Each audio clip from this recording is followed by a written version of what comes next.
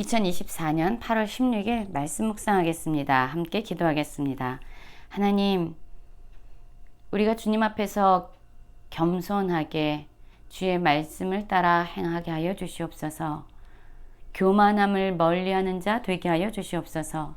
예수님 이름으로 기도했습니다. 아멘. 오늘의 말씀은 예레미야 50장 21절부터 32절까지의 말씀입니다. 말씀을 함께 살펴보시기 전에 개인적으로 말씀을 꼭 읽으시고 묵상하는 시간 가지시기 바랍니다. 21절입니다. 이는 여호와의 말씀이니라. 여호와의 말씀은 어떤 말씀입니까? 반드시 이루어지고 성취되는 말씀입니다. 하나님은 어떤 말씀을 하셨을까요? 너희는 올라가서 무라다임의 땅을 치며 그곳의 주민을 쳐서 진멸하되 내가 너희에게 명령한 대로 다 하라. 그 땅에 싸움의 소리와 큰 파멸이 있으리라. 온 세계의 망치가 어찌 그리 꺾여 부서졌는고 바벨론이 어찌 그리 나라들 가운데서 황무지가 되었고 라는 말씀으로 시작하고 있죠. 그렇습니다. 반드시 이루어질, 반드시 성취될 하나님의 말씀은 바로 바벨론을 향한 하나님의 심판과 그들을 향한 멸망의 말씀입니다. 사실 하나님은 바벨론을 통해서요, 남유다 민족을 징계하셨습니다.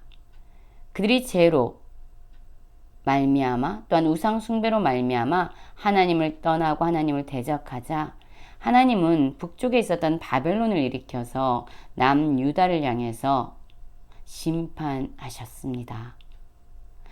그리고 바벨론은 그뿐 아니죠. 이스라엘 주변에 있는 많은 열강들을 하나님께서 심판하시는 도구로 사용한 나라입니다. 그래서 이 바벨론에게 하나님은 많은 힘과 군사력과 능력을 주셨습니다. 그런데 이 바벨론이 자신들이 강대해지고 강력해지자 그것이 마치 자신의 힘이고 자신의 능력인 양 마음이 교만해져서 분에 넘치게 도에 넘치게 유다 민족뿐만 아니라 주변 열강들을 침략하고 노력질하고 황폐하게 했던 거죠. 그뿐만 아니었습니다. 이들의 오만함, 교만함의 극치는요, 바로 하나님의 성전을 파괴한 것이었습니다. 이 일에 대해서 하나님은 바벨론을 심판하시기로 결정하셨습니다. 여러분, 우리도 오늘 말씀을 함께 살펴보면서 우리의 삶을 되돌아보기 원해요. 하나님이 우리에게 많은 힘과 능력과 시간과 소유와 재물과 관계를 허락하여 주셨죠. 이 모든 것이 하나님으로부터 기인한 것입니다. 하나님께서 은혜로 주신 것들이에요.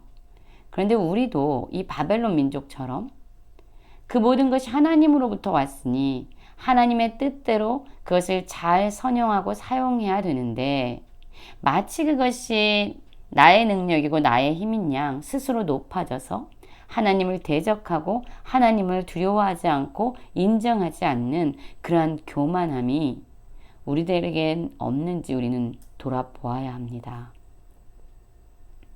24절부터도 보면은요, 하나님은 계속적으로 바벨론을 심판하시는 그러한 모습을 보여주고 있습니다. 바벨론아, 내가 너를 잡으려고 올무를 놓았더니 내가 깨닫지 못하여 걸렸고 내가 여호와와 싸웠으므로 발각되어 잡혔도다. 이 바벨론 민족은요, 감히 온 세상의 주관자 되시고 온 땅의 주인이 되신 여호와와 다투고 싸우는 그러한 교만함으로 높아졌습니다. 그래서 하나님은요, 변기창을 열고 분노의 무기를 꺼내심으로 말미암아 그들을 징계하시기로 결정하셨던 겁니다. 그들을 진멸하고 남기지 않도록 선포하고 계십니다. 그들이 가지고 있는 모든 힘 있는 황소도 죽이고 그를 도살하라라고 말씀하고 있어요.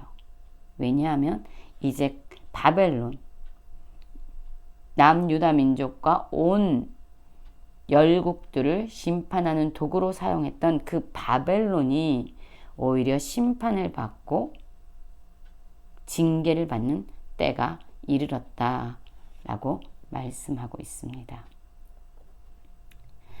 바벨론 땅에서 간신히 도피해서 살아남은 자들은요, 그들 가운데 임하시는 하나님의 보복의 역사를, 보복의 능력을 철저하게 목도하게 됩니다. 그러면서 깨닫게 되는 거죠. 하나님이야말로 진정한 심판자가 되시고 주관자가 되시는구나를 그들이 선포하게 되는 겁니다. 29절부터 보면은요, 교만이라는 단어가 계속적으로 반복적으로 사용되어지고 있습니다. 29절에도 교만이라는 말씀이 사용되고 있고요. 31절에도 교만한 자여 라고 말하고 있습니다.